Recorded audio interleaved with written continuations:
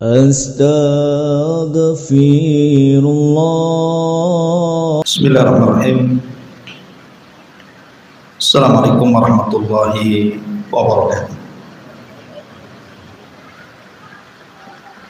Alhamdulillah wassalatu wassalamu ala rasulillah wa ala alihi wa sahbihi wa mawala wa la hawla wa la quwata illa billahi wa ba'd.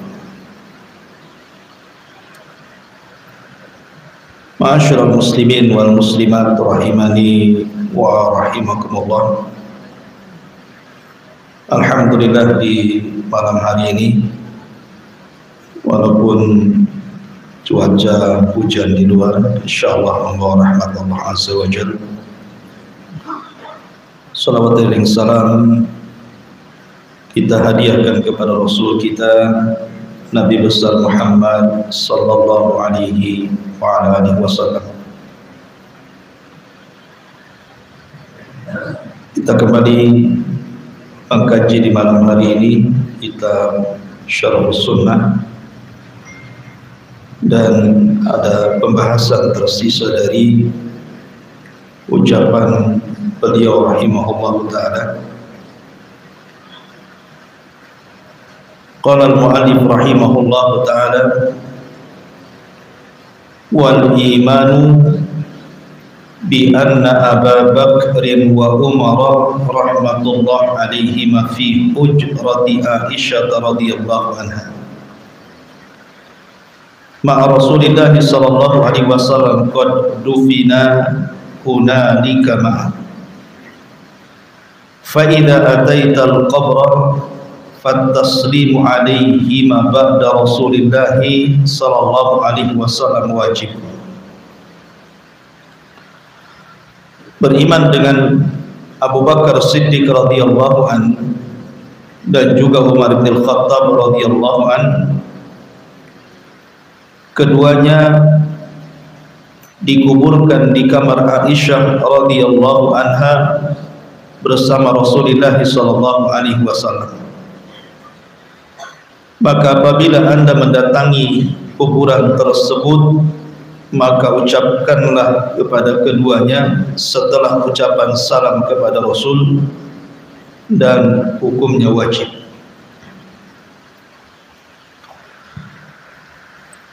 Kalau minggu yang lalu kita membahas tentang sedikit dari biografi Abu Bakar dan Umar,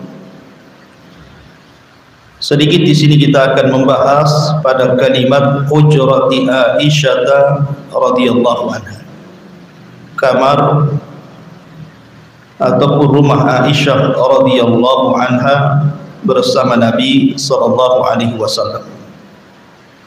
Bagaimana sifat kamar atau rumah Rasul?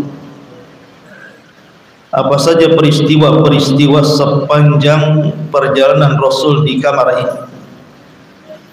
Dan bagaimana Nabi sallallahu alaihi wasallam kemudian Abu Bakar dan Umar bisa dikubur di situ? Inilah pembahasan yang kita akan bahas di malam hari ini. Ma'asyiral muslimin yang dimuliakan Allah Subhanahu wa taala. Kita tahu bahwa Aisyah radhiyallahu anha adalah istri ketiga Nabi sallallahu alaihi wasallam. Tentunya setelah Khadijah yang pertama, kemudian Saudah bintu Jam'ah, kemudian Aisyah radhiyallahu anha. Dan kalau kita melihat sedikit sejarah tentang kehidupan Aisyah radhiyallahu anha dan Rasul sallallahu alaihi wasallam, jadi Nabi sallallahu alaihi wasallam memberikan kepada Aisyah radhiyallahu anha itu 2 malam untuk mabit ataupun menginap di rumah Aisyah radhiyallahu anha, berbeda dengan istri-istri yang lainnya. Jadi kalau Hafsah 1 malam, Zainab 1 malam, Ummu Salamah 1 malam, dan begitu seterusnya. Tetapi khusus Aisyah radhiyallahu anha itu diberikan jatah 2 malam. Artinya Rasul sallallahu alaihi wasallam sepanjang hayatnya lebih banyak di kamar Aisyah radhiyallahu anha dibandingkan kamar-kamar istri yang lainnya. Kenapa? Apa keistimewaannya? Karena ketika Saudah bintu Jam'ah, Saudah itu kan sudah tua, sehingga dia merasa bahwa Nabi sallallahu alaihi wasallam sudah tidak berhajat kepadanya. Sehingga karena takut diceraikan Rasul, makanya Saudah datang kepada Nabi sallallahu alaihi wasallam dan mengatakan, "Ya Rasulullah, jadikan aku istrimu di dunia dan di akhirat, dan aku berikan malamku untuk Aisyah radhiyallahu anha." Sebab inilah Rasul mendapatkan jatah 2 malam karena pemberian dari Saudah. Ini pula lah yang menjadikan banyak para sahabat Nabi sallallahu alaihi wasallam menghantar hadiah kepada Rasul. Di kamar Aisyah inilah para sahabat banyak menghantar hadiah dan tidak menghantar hadiah ketika Rasul berada di istri-istri yang lainnya. Karena Nabi sallallahu alaihi wasallam lebih mencintai Aisyah dibandingkan istri yang lain. Ini soal perasaannya, bukan soal keadilan. Karena perasaan itu walaupun Nabi tidak bisa adil, namanya perasaan, siapa yang tahu? Sehingga ketika Amr bin As radhiyallahu an bertanya kepada Rasul tentang orang yang paling dicintainya, Amr bin As ini bertanya, maksudnya supaya Rasul ketika ditanya siapa yang kau cintai wahai Rasul, kata Rasul kamu, begitu. Maunya Amr itu begitu. Tetapi di luar dugaan Amr, ketika Amr bin As bertanya siapa orang yang paling kau cintai wahai Rasul, Rasul tidak menyebut namanya. Justru Rasul menyebut nama Aisyah radhiyallahu anha. Kemudian ditanya lagi siapa lagi? Kata Nabi sallallahu alaihi wasallam, abuha, bapaknya. Kemudian siapa lagi? Kemudian Umar, Utsman, Ali. Kata Amr, saya nomor berapa? Maksudnya kan Nabi SAW bertanya kepada Rasul, itu maksudnya Rasul maunya menyebut dirinya. Tetapi bagaimana jawaban Rasul? Nabi SAW justru yang pertama disebut adalah Aisyah. Dari sini para sahabat tahu kecintaan Rasul kepada Aisyah radhiyallahu anha. Artinya bahwa apabila Nabi SAW berada di rumah Aisyah itu, Rasul senang hidupnya karena hidup bersama wanita dicintainya, kan begitu. Karena para sahabat tahu bahwa kalau Rasul di kamar Aisyah pasti lagi senang, maka sahabat selalu menghantar hadiah. Bahkan Sa'd bin Ubadah radhiyallahu anhu tahu, dia selalu memberikan hadiah kepada Rasul. Tetapi kalau Rasul berada di rumah Aisyah, maka akan diberikan hadiah spesial oleh Sa'd bin Ubadah, pemimpin Khazraj itu. Dari sini pula menjadi kecemburuan istri-istri Nabi, seolah-olah kenapa sahabat itu kalau ngasih hadiah ketika Rasul berada di rumah Aisyah, kok tidak ngasih hadiah ketika Rasul berada di rumah-rumah yang lainnya? Akhirnya kemudian istri-istri Rasul yang lain berkumpul, mereka membicarakan soal hadiah ini. Akhirnya kemudian istri-istri Rasul SAW yang lainnya mengutus Ummu Salamah, karena Ummu Salamah ini kan agak berakat dan tidak punya cemburu.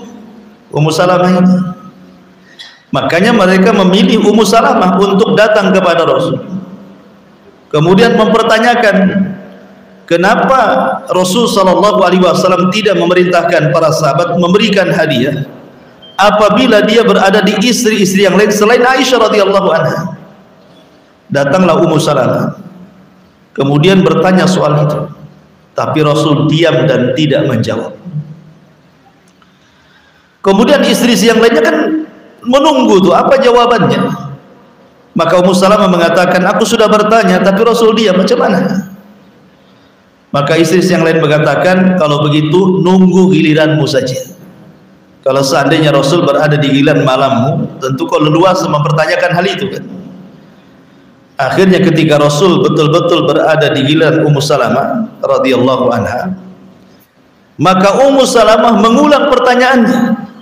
Kenapa Nabi SAW memberikan hadiah di saat dia berada di rumah Aisyah dan tidak memberi hadiah para sahabat di saat dia berada di istri yang lain? Tapi sekali lagi Rasul diam, tidak menjawab.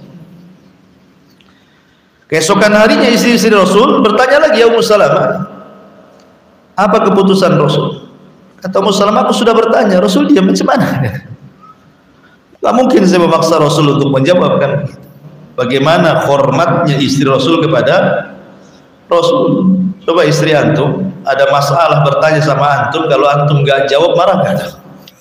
Gak marah istri antum, piring bisa loncat itu di tempatnya. Masyaallah muslimin yang dimuliakan Allah Azza wa Jalla. Jadi akhirnya kemudian karena mereka tidak berhasil mempertanyakan hal itu kepada Ummu Salamah, dipanggilnya Fatimah. Fatimah putri Nabi Sallallahu Alaihi Wasallam. Coba lewat Fatimah berhasil nggak? Fatimah itu kan lebih tua daripada Aisyah radhiyallahu anha. Walaupun begitu tetap Aisyah ibundanya kan itu. Kemudian Fatimah datang kepada Nabi Sallallahu Alaihi Wasallam mempertanyakan soal yang sama dipertanyakan Ummu Salamah. Kemudian Nabi SAW mau menjawab karena yang bertanya putrinya. Bagaimanapun Rasul sayang dengan Fatimah. Karena Fatimah ini satu-satunya anak Rasul yang tersisa hidup. Yang lainnya kan meninggal semua. Dia yang tersisa hidup. Dan dia meninggal 6 bulan setelah Rasul meninggal. Dan dia satu-satunya anak Rasul yang mirip dengan Rasul.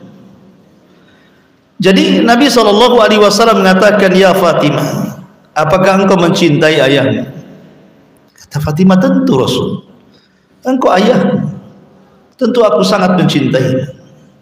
Kata Nabi SAW, ya Fatimah, kalau engkau mencintai ayahmu, maka cintai yang dicintai ayahmu.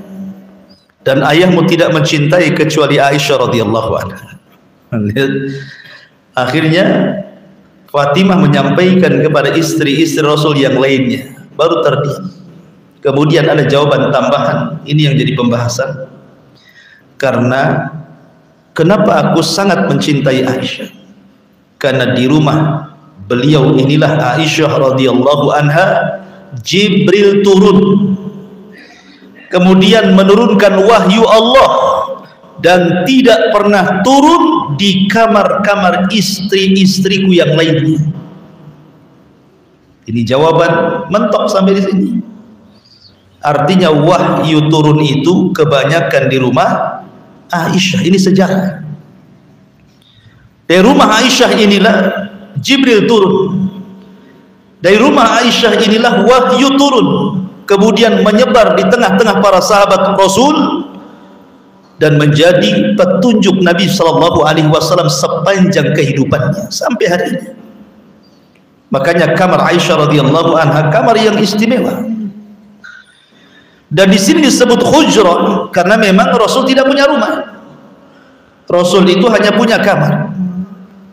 Jadi sekitar Masjid Nabawi itu ada sekitar 9 rumah istri Rasul yang berdekatan dan semuanya kamar. Makanya Al-Quran mengistilahkan dengan surah Al-Hujurat namanya. Ada dalam Al-Quran itu surah Al-Hujurat. Al-Hujurat itu artinya kamar-kamar. Kamar-kamar istri Nabi Sallallahu Alaihi Wasallam. Makanya kalau kita melihat di dalam surah Al-Hujurat itu diceritakan bagaimana para sahabat itu kalau bertanya kepada istri Rasul di balik hijab. Dan subhanallah ikhwan, rumah Nabi Sallallahu Alaihi Wasallam sebagai gambaran saja itu terbuat dari tanah. Jadi batakonya itu terbuat dari tanah, dilapisi dengan tanah. Kemudian atapnya dari anyaman pelepah kurma. Kemudian tanah rumah Nabi Sallallahu Alaihi Wasallam itu sekitar 8 kali 4 meter. Jadi panjangnya 8, lebarnya 4. Itu tidak semua jadi rumah. Yang jadi rumah itu hanya 5 kali 4 saja. Kemudian sisanya jadi halaman. 3 kali 4 itu sisanya jadi halaman. Kemudian yang 5 kali 4 itu pun dibagi 2. Ruang tamu dengan kamar Nabi SAW. Berarti kamar Nabi SAW itu sempit sekali kan begitu. Karena dari 4 kali 5 itu dibagi 2. Tentu ruang tamu lebih luas dibandingkan kamarnya. Makanya Nabi SAW kalau tahajud itu terkadang kakinya Aisyah radhiyallahu anha menghadap kiblat, kemudian oleh Rasul digeser kakinya, kemudian Rasul sujud, setelah sujud diangkat lagi, digeser lagi, menunjukkan apa? Sempitnya kamar itu. Loh, kalau luas ngapain geser-geser kaki kan gitu? Bisa aja sebelah sana. Menunjukkan apa? Kesederhanaan rumah Nabi SAW. Bahkan Hasan Al-Basri, seorang alim min ulama tabi'in, di zaman kehilafan Utsman, dia minta izin untuk menziarahi rumah Nabi SAW. Masuklah Hasan Al-Basri, kemudian dia meletakkan tangannya ke atas seperti ini. Rupanya atapnya itu tersentuh dengan tangannya, menunjukkan apa? Pendeknya rumah Nabi. Karena oleh tangan bisa disentuh masalahnya. Ya, kalau rumah sekarang kan tidak bisa disentuh, tinggi-tinggi, minimal 4 meter, 5 meter tuh, atau 3 meter lah paling pendek. Itu pun dengan plafonnya. Dari sini menunjukkan bagaimana sederhana Rasul. Terbuat dari tanah, atapnya pelepah kurma, kemudian tempat tidurnya dari adim itu kulit, ya kan? Kemudian juga hanya 5 kali 4 meter, itu pun dibagi 2. Kemudian Nabi SAW tidak membuat kamar dalam satu rumah itu, yaitu satu kamar itulah rumah Nabi, dibagi 2, kamar dan tempat tamu. Dan kebetulan kamar Aisyah radhiyallahu anha yang paling dekat dengan pintu masuknya ke Masjid Nabawi. Kan kamar istri-istrinya kan sekitar itu juga gitu, tidak jauh-jauh. Makanya Nabi SAW biasanya berkunjung ke rumah istri-istri Rasul itu pagi dan sore, karena memang rumahnya berdekatan. Mengucapkan salam, kemudian mendoakan, kemudian datang ke istri kedua, ketiga, sampai berakhir kepada istri yang malam itu dia menginap di situ. Ma'asyiral muslimin yang dimuliakan Allah Azza wa Jalla, itulah gambaran daripada hujrati Aisyah radhiyallahu anha. Ma'asyiral muslimin yang dimuliakan Allah Subhanahu wa taala, di antara yang berkaitan dengan peristiwa di rumah Nabi sallallahu alaihi wasallam, maksudnya di rumah Aisyah radhiyallahu anha ummul mukminin bersama Nabi sallallahu alaihi wasallam. Jadi ketika Nabi sallallahu alaihi wasallam hijrah dari Mekah ke Madinah, kita tahu bahwa kehidupan Rasul itu pas-pasan. Karena seluruh kekayaan Khadijah semua diinfakkan di jalan Allah. Sehingga ketika Rasul hijrah ke Madinah kemudian menikahi banyak wanita, tentu menikahnya Rasul dengan banyak wanita karena sebab dakwah, tidak lain. Karena bagaimanapun banyak kisah-kisah, contohnya ketika Rasul menikahi Juwairiyah, putri daripada tokoh Yahudi Huyai ibn Akhtab. Dengan menikah Juwairiyah mengislamkan satu kabilah sebab pernikahannya. Jadi menikahnya Rasul itu karena dakwah, bukan karena yang lain. Dan semua istri Nabi SAW janda, tidak ada yang perawan kecuali Aisyah radhiyallahu anha. Jadi suatu ketika Nabi SAW sedang mandi setelah perang Ahzab di rumah Aisyah radhiyallahu anha. Tiba-tiba kemudian Rasul dipanggil dari luar. Rupanya ada seorang laki-laki yang menunggang kuda putih dan berpakaian putih. Kemudian Rasul bergegas selepas mandi menuju pintu rumahnya. Rupanya di situ ada Dihya Al-Kalbi yang menunggang kuda itu. Aisyah radhiyallahu anha kan dalam rumah. melihat bagaimana Nabi Shallallahu Alaihi Wasallam berdua-duaan dengan Dihyatul Kalbi di depan pintu. Anehnya, kenapa Dihyah tidak turun dari kuda kemudian memerintahkan Nabi? Kan harusnya terbalik gitu. Masa sahabat di atas kuda memerintah lagi sama Nabi? Sehingga kemudian selepas Dihyah pergi, Aisyah bertanya, siapa itu? Aku melihat engkau berhadapan dengan seorang sahabat Dihyatul Kalbi. Kata Nabi SAW, dia bukan Dihyah, dia adalah Jibril. Dia adalah Jibril menyerupai sahabat Dihyatul Kalbi. Karena Dihyah sahabat yang paling tampan dari sahabat-sahabat Muhajirin. Makanya Jibril itu kalau datang kepada Rasul menjelma menjadi sahabat yang paling ganteng supaya tidak menakuti. Maka kemudian Nabi SAW menceritakan bahwa malaikat Jibril dalam bentuk Dihyah memerintahkan aku untuk menggerakkan seluruh para sahabat tentara-tentara perang Ahzab untuk menyerbu Bani Quraidah. Kemudian Rasul mengatakan, apakah engkau melihatnya wahai Aisyah? Maka Aisyah radhiyallahu anha, iya aku melihatnya. Maka Rasul mengatakan, kalau engkau melihatnya maka engkau akan mengalami kebutaan di akhir hayatmu. Dan betul, karena satu-satunya wanita yang melihat malaikat Jibril dalam bentuk menyerupai manusia adalah Aisyah. Tapi kalau laki-laki banyak, seperti hadis Umar bin Khattab, Jibril datang bertanya tentang Islam, bertanya tentang iman, ihsan, itu kan sahabat berkumpul. Tapi satu-satunya wanita yang melihat Jibril hanya Aisyah radhiyallahu anha. Makanya Rasul mengatakan, engkau akan mengalami kebutaan di akhir hayatmu. Tetapi ada berita gembira bahwa Jibril menitip salam kepadamu. Dari sini menunjukkan bahwa di kamar Aisyah radhiyallahu anha Jibril selalu membawa wahyu dari Allah Subhanahu wa taala. Ya. Karena Nabi Shallallahu alaihi wasallam berada di pintu rumah sedang berdialog dengan Dihyah. Ma'asyiral muslimin yang dimuliakan Allah Azza wa Jalla, dan banyak lagi syariat-syariat yang menjadikan kemudian pelajaran bagi kita setiap yang berumah tangga.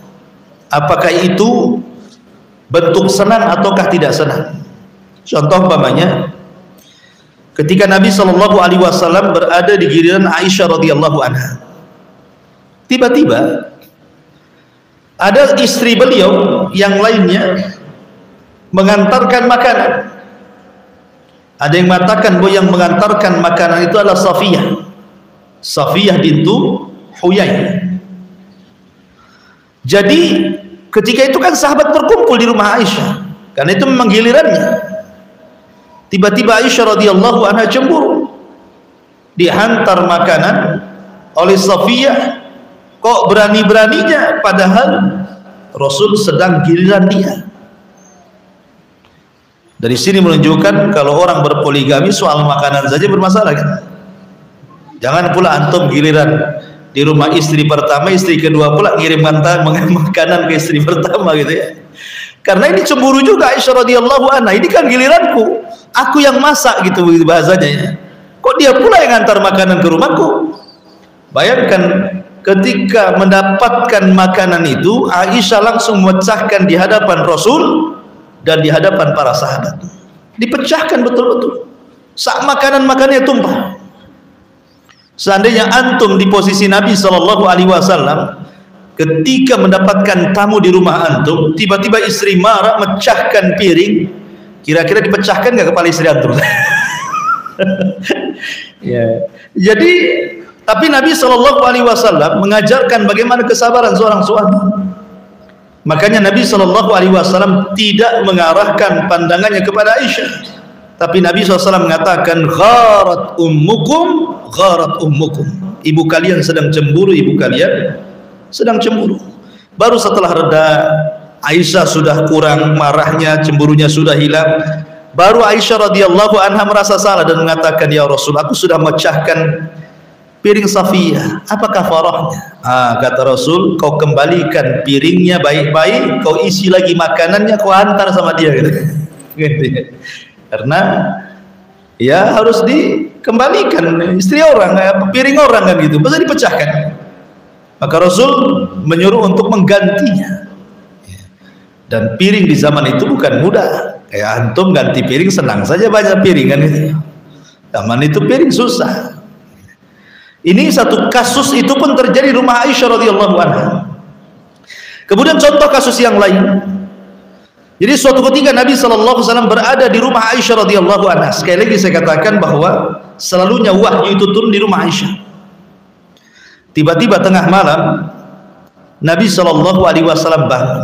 Sekali lagi, kamar Rasul itu kecil. Apalagi kamar kecil, otomatis ranjangnya juga sempit. Sehingga yang namanya ranjang sempit tentu kalau tidur itu kan pasti akan dempet gitu ya. Lain dengan ranjang antum istri antum tidur sini, antum pula tidur sana kan, karena kingnya antum beli yang king gitu ya. Jadi kalau antum pergi istri gak tahu gitu ya, karena jauh gitu jaraknya antum tidur. Tetapi kalau ranjangnya sempit, antum bangkit kan istri tahu kan itu ya. Jadi Aisyah radhiyallahu anha tiba-tiba kehilangan Nabi. Nabi tahu ini sedang bangkit, kemudian mengambil mantelnya, kemudian keluar, terbangun Aisyah. Diraba-raba kok nggak ada orang. Maka Aisyah radhiyallahu anha langsung membuntuti Nabi. Dibuntuti itu Nabi SAW sampai akhirnya Nabi SAW berdiri di depan kuburan Baqi'. Tidak jauh dari rumah Aisyah kuburan Baqi' kan 100 meter saja, gitu. Tidak jauh. Kemudian Aisyah radhiyallahu anha melihat Rasulullah berdiri di kuburan Baqi'. Kenapa Aisyah membuntuti? Karena Aisyah itu naluri perempuannya timbul cemburu, disangkanya malam itu Rasul menginap di istri yang lainnya, curi-curi waktu mungkin bahasa kita. Nah, ini istriku mumpung masih tidur gitu kan, ke istri sebelah dulu lah kan itu, nanti subuh balik lagi kan. Kan bisa saja itu pikirannya Aisyah radhiyallahu anha. Sehingga kemudian ketika Aisyah sudah tahu Nabi SAW berada di kuburan Baqi', itu pun masih ditunggu. Jangan-jangan Rasul sebentar di situ kemudian pergi ke tempat yang lain gitu, ditunggu. Akhirnya Rasulullah di depan kuburan Baqi'. Setelah itu Nabi pulang. Lah ketika pulang itulah kaget Aisyah. Langsung dia pun pulang, tetapi Allah takdirkan bayangannya ketahuan. Bayangannya ketahuan. Tetapi Nabi SAW membiarkan sampai Aisyah kemudian masuk ke rumah, ngambil selimutnya, kemudian pura-pura tidur. Orang yang lari pasti ada nafas kecapean, ya kan? Agar itu masih ada yang ngos-ngosannya itu. Rasul tahu. Sehingga Rasul bertanya, ada apa gitu ya? Sampai Rasul mengatakan, kau beritahu atau yang di langit memberitahu, katanya. Gitu kan. Beritahu atau tidak, atau yang di langit memberitahu. Kata Aisyah radhiyallahu anha, baru dicerita. Ya namanya naluri perempuan yang menceritakan. Aku sangka kau ke rumah istrimu yang lainnya, kemudian aku buntuti. Kemudian aku lihat engkau berada di kuburan Baqi', dan begitu seterusnya. Seandainya istri antum membuntuti antum, antum mau ketemu kawan di warung, dibuntuti gitu kan. Tahu-tahu warung sebelahnya, kok kenapa istri saya itu ngapain di sini? Malam-malam lagi kan, pasti ceritanya tuh kemana-mana itu. Tapi Nabi SAW cerdas. Nabi tidak langsung tidur dan tidak marah. Nabi SAW langsung menceritakan kenapa sebab dia keluar itu. Dia menceritakan, sewaktu aku tidur Jibril datang kepadaku, membangunkan diriku dan memerintahkan aku untuk mendoakan penduduk Baqi'. Aku pun berangkat ke sana. Dan Aisyah radhiyallahu anha pun cerdas, dia mengalihkan pembicaraan. Dia tidak membicarakan soal pembuntutannya kepada Rasul, tetapi menceritakan yang lain. Dia mengatakan, kira-kira ketika engkau masuk ke Baqi', apa yang kau ucapkan? Nah, jadi lain dialihkan ke pembahasan yang lain. Inilah memanage sebuah pertengkaran seorang istri, harus cerdas. Ya, ibu-ibu di belakang itu harus cerdas dia. Kalau suami ini marah kepada sebuah perkara, alihkan kepada perkara yang lain. Jangan fokus di situ. Ya, karena suami ini kan fokus orangnya. Nah, biar buyar pemikirannya, alihkan ke yang lain. Umpamanya permasalahan apa gitu kan, alihkan ke yang lain. Nah, ya, jadi supaya tidak terkesan dilanjutkan pertengkarannya. Nah, dan ini pun kejadian ketika Rasul sallallahu alaihi wasallam berada di rumah Aisyah radhiyallahu anha. Ma'asyiral muslimin wal muslimat rahimani wa rahimakumullah. Kemudian kita tahu bahwa Nabi sallallahu alaihi wasallam tepat di hari Senin, kemudian di bulan Rabiul Awal, kemudian di tahun ke-11 Hijriah, Nabi sallallahu alaihi wasallam wafat di mana? Di rumah Aisyah radhiyallahu anha. Di kamar Aisyah radhiyallahu anha, di pangkuan Aisyah radhiyallahu anha. Betul-betul Rasul berada di pangkuan Aisyah radhiyallahu anha, di paha Aisyah radhiyallahu anha, kepala Nabi sallallahu alaihi wasallam di sini. Dan itu kebiasaan Aisyah radhiyallahu anha. Aisyah itu kalau tidur bersama Rasul, ketika Rasul berada di gilirannya, biasanya Aisyah akan melambatkan tidurnya. Jadi Rasul berada di paha Aisyah radhiyallahu anha, kemudian Aisyah membiarkan sampai Rasul tidur. Kemudian Aisyah tidur. Itu kebiasaan seperti itu. Kalau istri antum kan enggak ya. Tidur dulu dia, ngorok dulu dia, baru antum tidur di sebelahnya. Itu enggak bisa tidur, kenceng kali kalau istri. Artinya bahwa sampai suatu malam Nabi SAW sudah tertidur di pangkuan Aisyah radhiyallahu anha, di paha Aisyah radhiyallahu anha ini. Dipandangilah Aisyah radhiyallahu anha wajah Nabi SAW. Tiba-tiba tidak sadar meneteslah air mata Ummul Mukminin Aisyah radhiyallahu anha, karena derasnya akhirnya tetesan air mata itu terkena pipi Nabi. Ya sontak saja Nabi bangun. Kemudian Nabi duduk, dipandangi wajah istrinya dan mengatakan, lima tabki wa lima dum, kenapa kau menangis dan kenapa kau mencucurkan air mata? Aisyah radhiyallahu anha, lihat kenapa Aisyah radhiyallahu anha menangis. Aisyah tidak menangis soal rumahnya yang sempit, tidak. Soal Nabi tidak memberikan kalung, gelang ataupun yang lainnya. Aisyah radhiyallahu anha menangis bukan karena memikirkan dunia, tetapi Aisyah radhiyallahu anha menangis dan mengatakan, ya Rasulullah, tadzakartu yaumal qiyamah. Rasul, aku teringat dengan hari kiamat. Kata Aisyah radhiyallahu anha, ya Rasulullah, hal tadhkuru bi ahlika yaumal qiyamah? Rasul, apabila terjadi hari kiamat, mungkinkah kau ingat keluargamu? Mungkinkah kau ingat istrimu ini? Maka Nabi SAW mengatakan, ya Aisyah, ya Aisyah, wahai Aisyah, kelak pada hari kiamat, la yadhkuru ahadun ahada illa fi thalathati mawatin fala yadhkuru ahadun ahada. Ya Aisyah, seseorang tidak mungkin ingat siapapun pada hari kiamat kecuali di 3 tempat. Rasul menyebutkan kecuali di 3 tempat orang tidak akan ingat siapapun. Di 3 tempat ini orang akan lupa siapapun kecuali dirinya saja. Kemudian Nabi SAW menyebutkan 3 tempat itu. Yang pertama, indas sirat, ketika berada di titian siratal mustaqim, la yadhkuru ahadun ahada, siapapun tidak akan ingat siapapun kecuali dirinya, sampai dia mengetahui dia sanggup melintasi titian itu ataukah dia orang yang jatuh dari titian itu. Kemudian yang kedua, inda al-mawazin, di tempat penimbangan amal. Seseorang tidak akan ingat siapapun sampai dia mengetahui apakah timbangan kebaikannya berat ataukah timbangan keburukannya yang berat. Kemudian yang ketiga, inda tatayurus suhuf, ketika catatan-catatan diterbangkan. Seseorang tidak ingat siapapun sampai dia mengetahui apakah dia sanggup mengambil catatannya dengan tangan kanannya ataukah justru mengambil dengan tangan kirinya. Jadi itulah kebiasaan Nabi SAW meletakkan kepala di paha istrinya Aisyah Ummul Mukminin radhiyallahu anha sampai ketika detik-detik wafatnya juga sama. Nabi berada di pangkuan Aisyah radhiyallahu anha sampai ketika ada Abdurrahman saudaranya masuk, Abdurrahman bin Abi Bakar sedang bersiwak. Nabi SAW menatap siwaknya Abdurrahman. Aisyah paham Rasul ingin bersiwak. Maka Aisyah radhiyallahu anha mengambil siwaknya Abdurrahman, memintanya, kemudian dibalik, umpamanya bekas gigitannya seperti ini, dibalik sebelah sini, kemudian dikunyah oleh Aisyah radhiyallahu sampai lembut supaya tidak menyakiti gigi Rasulullah.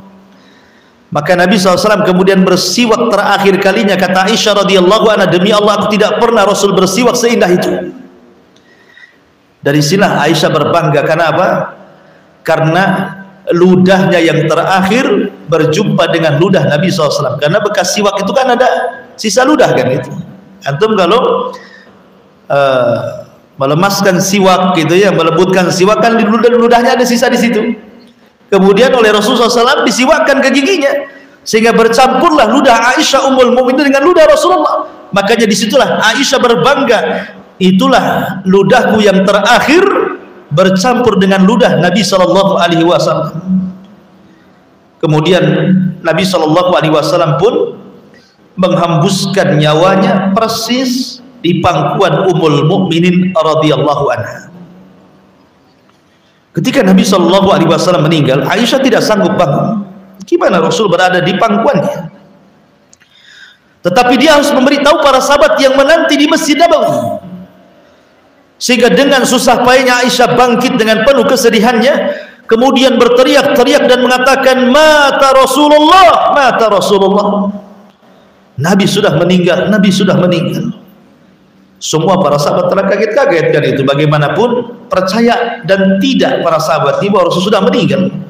Sampai Ali tidak sanggup bangun, Utsman tidak sanggup bangun, Umar langsung pulang mengambil pedangnya dan mengancam-ngancam.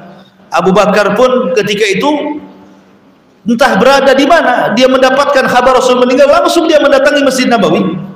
Dia tidak bicara dengan siapapun, dia langsung masuk ke rumah Aisyah radhiyallahu anha. Dilihatnya Nabi sudah meninggal, kemudian diciumnya kening Nabi SAW dan mengatakan, tibta hayyan wa mayyitan ya Rasulullah, sungguh kondisimu baik-baik ketika hidup atau ketika mati. Kemudian Abu Bakar keluar melihat Umar sedang mengangkat-ngangkat pedang dan mengatakan, siapa yang mengatakan Muhammad sudah meninggal maka kupenggal lehernya. Abu Bakar sedikit mendiamkan Umar, tapi Umar tidak mau diam. Sampai akhirnya Abu Bakar naik ke atas mimbar, kemudian mengingatkan manusia dan mengatakan, ya ayyuhan nas, man kana minkum ya'budu Muhammadan fa inna Muhammadan qad mat, wa man kana minkum ya'budullaha fa innallaha hayyun la yamut. Hei manusia, siapa di antara kalian yang masih menyembah Muhammad, lihat Muhammad sudah meninggal, tidak boleh sembah lagi. Tapi siapa yang masih menyembah Allah Subhanahu wa taala, maka Allah zat yang tidak akan pernah mati dan akan tetap hidup. Kemudian membacakan sebuah ayat, wa ma Muhammadun illa rasulun qad khalat min qablihi rusul afa immata aw qutila qalabtum ala aqabikum wa man yanqalib ala akibaihi falan yadurrallaha syai'a wa sayazillahu syakirin. Ma'asyiral muslimin yang dimuliakan Allah Azza wa Jalla, ketika Rasul sudah meninggal, sempat para sahabat khilaf, apakah Rasul itu dikuburkan di Baqi bersama para sahabat, ataukah dikuburkan di mana, atau dikuburkan di depan Masjid Nabawi. Tetapi saat khilaf itulah datang Abu Bakar dan mengatakan, aku mendengar Rasul bersabda, setiap Nabi meninggal maka disitulah dia dikebumikan. Karena meninggal di kamar Aisyah radhiyallahu anha, di atas ranjang Aisyah radhiyallahu anha, maka langsung ranjang itu digeser, kemudian digali di bawahnya. Maka disitulah Nabi SAW dikebumikan. Ketika Abu Bakar Siddiq radhiyallahu an di masa khilafahnya dan sudah 2 tahun memerintah kaum muslimin, Abu Bakar pun sakit parah disebabkan mandi tengah malam di musim yang sangat dingin. Tepat di malam Senin di mana Nabi SAW meninggal dunia, dia pun berangan-angan meninggal di waktu yang sama. Karena usia Abu Bakar meninggal pun sama dengan usia Nabi, 63 tahun. Dan betul Abu Bakar Siddiq radhiyallahu anhu meninggal di hari Senin, di hari yang dia inginkan seperti Nabi SAW meninggal dunia. Kemudian sebelum meninggal dunia, dia berpesan kepada putrinya Aisyah Ummul Mukminin agar diizinkan untuk dikebumikan di samping Nabi. Ya, namanya anaknya tentu mengizinkan ayahnya. Ikhtiram, padahal Aisyah radhiyallahu menginginkan dia yang ada di situ kan itu. Tetapi karena dia mendahulukan ayahnya, birrul walidain, akhirnya Abu Bakar pun di samping Rasul dikebumikan sejajar dengan bahu Nabi sallallahu alaihi wasallam. Kemudian setelah Abu Bakar meninggal, khalifah jatuh ke tangan Umar ibn Khattab radhiyallahu an. Maka saat Umar ditusuk oleh Abu Lulu al-Majusi, maka dia memerintahkan Abdullah ibn Umar untuk datang kepada Aisyah radhiyallahu anha dan mengatakan, wahai Abdullah ibn Umar, datang kepada Ummul Mukminin Aisyah radhiyallahu, katakan kepadanya, jangan sebutkan dari Amirul Mukminin, sebutkan dari Umar ibn Khattab, bahwa Umar ibn Khattab meminta izin agar dikebumikan di samping ayahnya, di samping Nabi sallallahu alaihi wasallam. Maksud di samping ayahnya Abu Bakar dan Nabi sallallahu alaihi wasallam. Kemudian Aisyah pun terpaksa mengizinkan. Sekali lagi, padahal dia menginginkan kuburan dia di situ. Tetapi dia menghormati Umar karena tahu jasanya Umar. Maka Aisyah radhiyallahu mengizinkan. Maka Umar pun dikuburkan sejajar dengan kaki Nabi. Ya, jadi kuburan Rasul, kemudian di bawah bahunya kuburan Abu Bakar, dan agak jauh sedikit di sejajar dengan kaki Rasul itu kuburan Umar ibn Khattab radhiyallahu anhu. Jadi di kamar Aisyah itu cuman ada 3. Ya, sebenarnya ketika itu Abdurrahman bin Auf juga ingin dikebumikan di situ, izin kepada Aisyah, tapi Aisyah menolaknya. Ya, termasuk Aisyah sendiri tidak dikubur di situ kan? Aisyah kubur di Baqi bersama para sahabat Nabi sallallahu alaihi wasallam. Makanya kemudian di kamar Aisyah itu cuma ada 3 kuburan itu saja. Kuburan Rasul, kuburan Abu Bakar, kuburan Umar. Dan Nabi sallallahu alaihi wasallam mencontohkan kepada kita setiap orang yang masuk ke kuburan kaum muslimin mengucapkan salam. Begitu juga adab kita. Apabila kita masuk ke kuburan Rasul, Abu Bakar dan Umar, kita dianjurkan. Di sini hukumnya wajib kata Imam Barbari, tapi jumhur mengatakan sunnah. Jadi kalau kita masuk ke kuburan Rasul, Abu Bakar dan Umar, pertama kita arahkan kepada Rasul, kemudian mengucapkan salam kepada kuburan Rasul. Kemudian setelah itu bergeser ke kuburan Abu Bakar, kemudian mengucapkan salam ke kuburan Abu Bakar. Kemudian bergeser kepada kuburan Umar, kemudian mengucapkan salam kepada kuburan Umar radhiyallahu, dan itu adabnya. Kita mengucapkan salam kepada 3 kuburan ini, kepada Rasul, kepada Abu Bakar, dan kepada Umar, dan tidak dianjurkan untuk berlama-lama di situ. Apalagi kemudian meminta sesuatu dari urusan dunia, maka tidak boleh. Karena Rasul mengatakan, idza sa'alta fas'alillah wa idza sta'anta fasta'in billah. Kalau minta sesuatu, minta kepada Allah. Jangan minta kepada kuburan Rasul, apalagi Abu Bakar, apalagi Umar. Minta kepada Allah Subhanahu wa taala. Ya, jadi adabnya di situ hanya mendoakan, kemudian ambillah pelajaran dari 3 kuburan itu. Ingatlah perjuangan Rasul, perjuangan Abu Bakar, perjuangan Umar. Ingatlah kematian dengan meninggalnya 3 orang. Kalau mereka saja bisa meninggal, apalagi kita, gitu. Ya, kemudian rasakan seolah-olah Rasul itu hadir di situ, sehingga kita makin mentakdim kepada Nabi sallallahu alaihi wasallam. Dan ingat bahwa tujuan ziarah kita ke Madinah itu yang pertama menziarahi masjid dulu. Setelah itu baru kuburan Nabi. Karena Rasul yang mengatakan la tushaddur rihal illa ila thalathati masajid. Tidak boleh menyengajakan safar untuk beribadah kecuali ketiga masjid. Masjidil Haram, kata Rasul, masjidku ini Masjid Nabawi, baru Masjidil Aqsa. Nah, begitulah adab-adabnya. Adapun yang dilakukan orang-orang sekarang, kemudian sampai-sampai melempar tulisan, ditulis minta apa, minta ini, minta itu, kemudian kalau dia masuk ke Raudhah ada celah-celah kuburan Nabi dilempar gitu ya. Belum sampai ke kuburan Nabi udah disapu sama tukang sapu, udah sampai lah kan. Rupanya pas dibaca tukang sapu ketahuan alamatnya, Puskopkar, orang Puskopkar rupanya. Wallahu a'lam bishawab. Subhanaka wa bihamdika asyhadu an la ilaha illa anta astaghfiruka wa atubu ilaik. Allahu ta'ala alam. Assalamualaikum warahmatullahi wabarakatuh.